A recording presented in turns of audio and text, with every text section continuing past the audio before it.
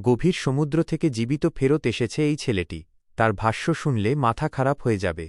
Libya থেকে মোট রওনা দিয়েছিল ৪৩ জন, এর মধ্যে ৩৮ জন বাংলাদেশি, ১ জন কিশোরগঞ্জের, আর বাকি সবাই সিলেট অঞ্চলের। গন্তব্য গ্রিস। চুক্তি হয়েছিল বড় নৌকায় উঠাবে, কিন্তু সাগর পাড়ে নিয়ে ছোট প্লাস্টিকের নৌকায় উঠিয়ে দেয় ৪৩ জনকে। ২ দিন লাগার কথা ছিল, সেই অনুযায়ী কিছুটা প্রস্তুতি ছিল, কিন্তু পথ ভুলে গভীর সমুদ্রের দিকে চলে যায়, ফলে দিকভ্রান্ত হয়ে ঘুরতে থাকে। ২ দিন পর পানি ও খাবার ফুরিয়ে যায়, মানুষ সব দুর্বল হতে থাকে। তৃতীয় দিন থেকে মানুষ মরতে শুরু করে। ছোট নৌকায় ৪৩ জন মানুষ, এর মধ্যে আবার নিজেদের ভাই ব্রাদারদের মৃত লাশ। নিজের পেটে নাই খাবার, পিপাসায় মরে গেলেও নাই খাবার পানি, রাত দিন সব সমান। এমন অবস্থায় তাদের পরিস্থিতি কেমন ছিল কল্পনা করেন তো।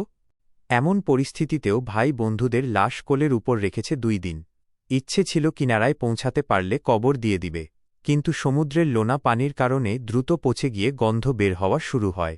এদিকে নিজেরা প্রত্যেকে দুর্বল হতে শুরু করে, তখন বাধ্য হয়ে সব লাশ পানিতে ফেলে দেয়। ৬ দিন এভাবে ঘুরতে থাকার পর গ্রিসের কোস্টগার্ডের নজরে পড়ে, তারা এসে এদের উদ্ধার করে। একে ১৮ জন নিজেদের কোলে মারা যায়। এদের সবাই বাংলাদেশি।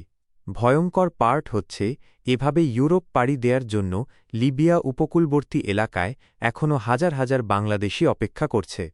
ভাই, যার এই পথের যাত্রী আছেন, আপনাদের পায়ে ধরি, মাইন্ড বদলান, চলে আয়, এই পথে যাসনে। পয়সাই সবকিছু না। দেশে অটো চালিয়ে ডাল ভাত খাওয়ার মধ্যেও সুখ আছে, মর্যাদা আছে। টাকার জন্য নিজেদের এভাবে পশুর মতো বানাশনে প্লিজ ফিরে আসেন।